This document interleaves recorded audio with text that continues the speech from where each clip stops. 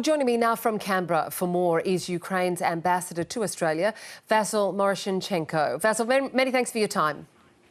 Yeah, thanks for having me. If we can just start on Australia donating 49 of those M1A1 Abrams tanks to Ukraine. The Minister for Defence Industry, Pat Conroy, said the donations of the tanks are, and I'll quote, "This is a good day for Ukraine and frankly a bad day for Vladimir Putin." Is that how you see it? Does this significantly bolster Ukraine's capabilities in its efforts to fight against Russia?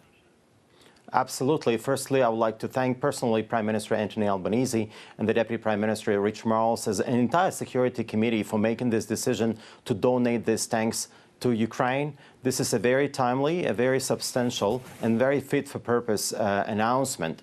As you know, tanks are an essential part of the land defenses, and the front line currently is extending over 1,000 kilometers long, so those tanks will be there to help us defend ourselves, and they will be saving many lives. So that's a significant contribution to our defense. Ukraine's capacity to defend itself is as well as to achieving a lasting conclusion, is relying upon the adequate and continuous military support from our allies, from our partners, such as Australia, including Australia, of those countries who care about democracy, who care about the integrity of the national borders and the rules-based international order. The opposition said that this donation probably should have come earlier. Do you think it should have? We respect the decision of the government. It was not an easy one, and I'm very happy that it was a positive one. And Ukrainians are very grateful. We'll never forget Australian support. I believe that this is one of the largest single donations or contributions of Western tanks since the war began, exceeding other allies. Does the West need to step up now if Ukraine is to be victorious? The tanks will contribute to the further deterrent, but mostly we still need to achieve the end of this war. But definitely we need those tanks now. Our soldiers been already trained using some of those tanks which were provided earlier by the US government. And it will be a serious contribution to our military capabilities. The pledge comes amid warnings and developments that Russia is bolstering forces with North Korea. What do you know about those reports, and how dangerous a development might that be for Ukraine? It's a very dangerous development. We're hearing reports about more North Koreans actually being deployed in Russia. Russians have been buying their missiles and ammunition. Also, they have been providing know-how in exchange for that. But now we're seeing actual North Korean troops. And it's a serious escalation. It is of serious concern, must be of serious concern to Australia, because we now see more of how it is expanding to the Indo-Pacific. And the agreement that Russia has signed with North Korea, that may actually embolden a North Korean leader for some action in the region, which can undermine the entire security of Indo-Pacific. And this is where Australia has so much at stake. Therefore, the response of providing tanks is a very timely one. It's also addressing this issue.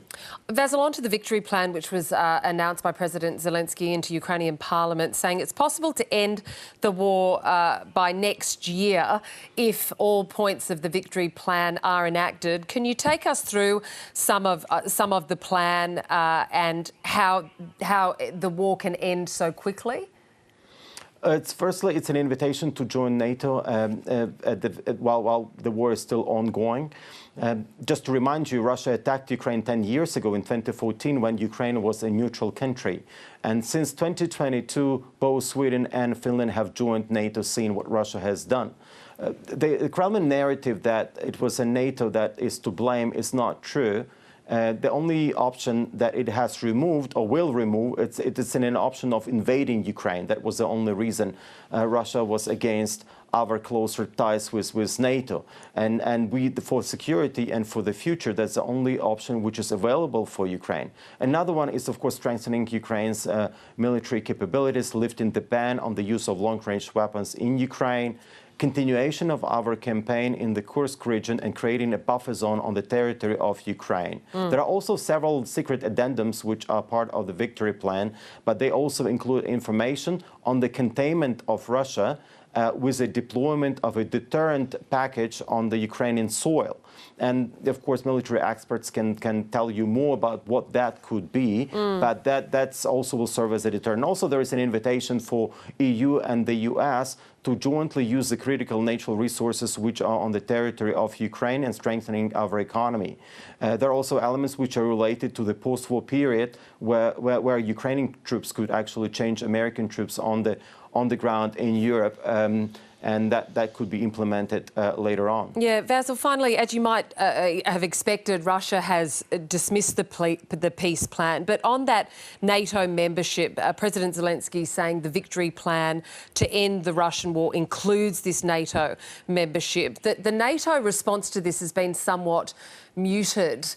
How likely is it that Ukraine will become a member of NATO before US President Biden leaves the office?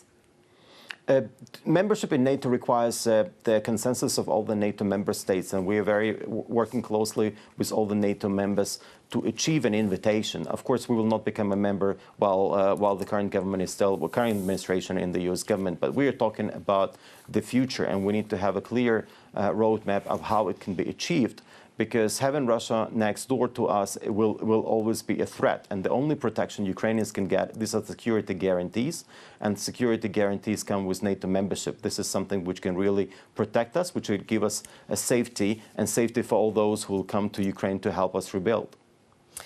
Vasil Moroshenchenko, Ukraine's ambassador to Australia, thank you for making time for us this morning. Thanks for having me. Well, let's get more now on our breaking news this morning. Former One Direction singer Liam Payne has been found dead in Buenos Aires, aged 31. Stephen Horowitz is a senior music writer at Variety, and he joins me now from LA. Stephen, good morning to you. Thank you for your time. Hi, good morning. What information do you have regarding Liam Payne? Details are still emerging, but what we do know is that he was in a hotel in Buenos